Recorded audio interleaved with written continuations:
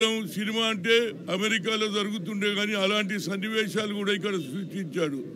కానీ ఆయనకు ఒక బాధతో నాకు బాగా తెలుసు. నేను కుల్లా చెప్తా, ఏది భయపడ. నేను గతంలో రాజశేఖర్ రెడ్డి గారు పాదయాత్ర చేస్తే ఆయన పాదయాత్ర ఆయన సాధన చేసేది, ఆయన నడిచేది అన్ని చూపించాడు.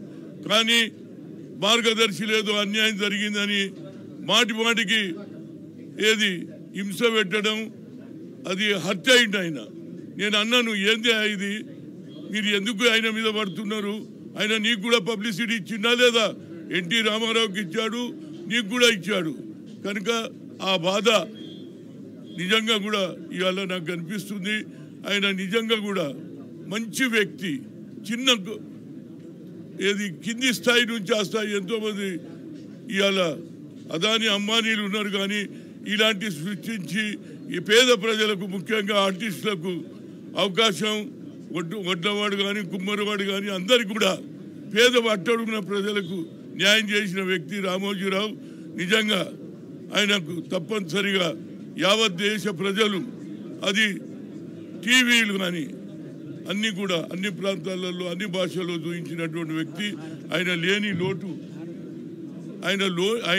లోని లోటు ఉంటుంది. తప్పనిసరిగా నా ప్రగాఢ సంతాపం. వాళ్ళ కుటుంబ సభ్యులు తప్పనిసరిగా ఆయన వైద్యుని ఇక ముందు కూడా కొనసాగించాలి. పేద ప్రజలకు న్యాయం జరగాలి.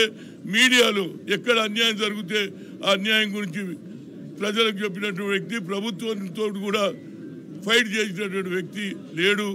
తప్పనిసరిగా ఇది రాష్ట్ర ప్రభుత్వం, తప్పనిసరిగా ఏది రేవంత్ రెడ్డి గారు ప్రభుత్వ లాంఛనంతో చేస్తుంటూ నిజంగా మరొకసారి నాకు చాలా బాధ ఉన్నది. మంచి వ్యక్తి, ప్రజల గురించి ఆలోచన చేసే వ్యక్తి లేడు. నా ప్రగాఢ సంతాపం తెలియజేస్తున్నా. Thank you.